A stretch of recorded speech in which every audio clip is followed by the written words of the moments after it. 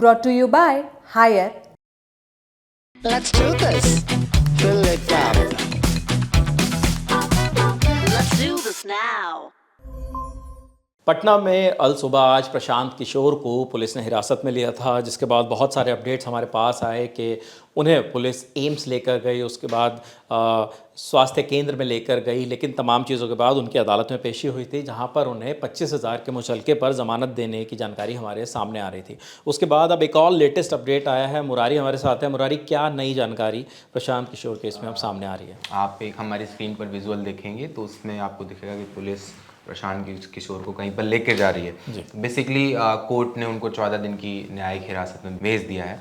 तो इसकी वजह क्या है? इसकी वजह ये है कि जमानत के साथ साथ कोर्ट ने कुछ शर्तें रखी थी, और उन दो शर्तों की जो मेन दो बातें थी वो ये कि प्रशांत किशोर आगे से किसी भी प्रोटेस्ट में भाग नहीं लेंगे सरकार के खिलाफ जो होगा, और वो लॉ एंड ऑर्डर की सिचुएशन ऐसी नहीं करेंगे कि ऐसी लॉ एंड ऑर्डर की सिचुएशन कोई बन जाए।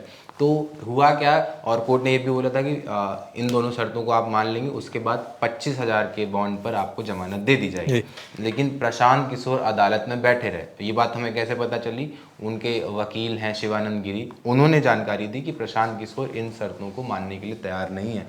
और फिर प्रशांत किशोर का भी एक बयान आया कोर्ट के अंदर से कि उन्होंने बोला कि धरना प्रदर्शन करना मेरा अधिकार है, और अगर ये शर्त रहेगी तो फिर मैं जमानत नहीं लूँगा।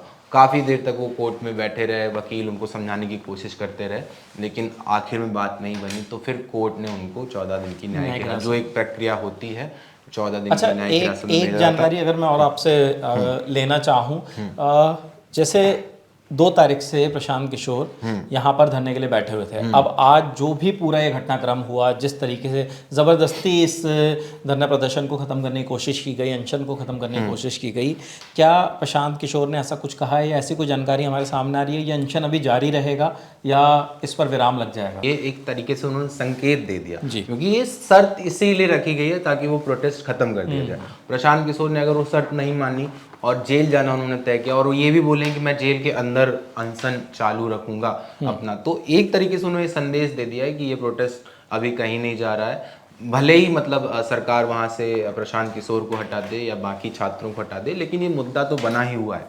तो भले ही उनका डायरेक्ट बयान नहीं आया है, लेकिन उनकी जो ये रेबेलनेस है, उनकी जो ये उन्होंने जो मतलब एक तरीके से मोर्चा खोल लिया है सरकार के खिलाफ, तो वो यही इंगित कर रहा है कि अभी प्रोटेस्ट बंद नहीं होगा। सरकार की तरफ से या प्रशासन की तरफ से दावे किए जा रहे हैं कि उन्होंने गांधी मैदान खाली करवा लिया, लेकिन कई सारे वहाँ से भी जो विजुअल्स आए वहाँ पे ऐसा है कि वहाँ पे अभी भी छात्र बैठे हुए हैं। और दूसरी तरफ मुरारी, ये अपडेट्स भी हमारे पास आ रहे हैं कि जो विपक्ष है, जिसमें आरजेडी और अन्य कई दल हैं, वो भी आज प्रदेश भर में इसे लेकर प्रोटेस्ट कर रहे हैं, अलग अलग जगह पे मार्च निकाल रहे हैं। तो कहीं ना कहीं इसमें राजनीतिक एंट्री भी, राजनीतिक एंट्री बिल्कुल है इसमें। और ये बिहार में जॉब का मुद्दा, सरकारी नौकरियों का मुद्दा कोई आज का नहीं है।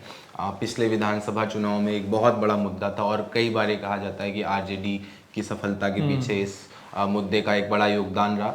आरजेडी मतलब आप अगर देखेंगे तो इसमें लीड लेती रही है हमेशा नौकरियों के मुद्दे पे, लेकिन इस बार कुछ ऐसा हुआ है कि प्रशांत किशोर उन्होंने नई पार्टी बनाई और वो फ्रंट पर हैं। तो जाहिर सी बात है कि जो गैर एनडीए जो पार्टियां हैं, जो सरकार में नहीं है, वहाँ पर वो कोशिश कर रही हैं कि किसी तरीके से अपने आप को इस मुद्दे में शामिल करें और उनको छात्रों का समर्थन मिले।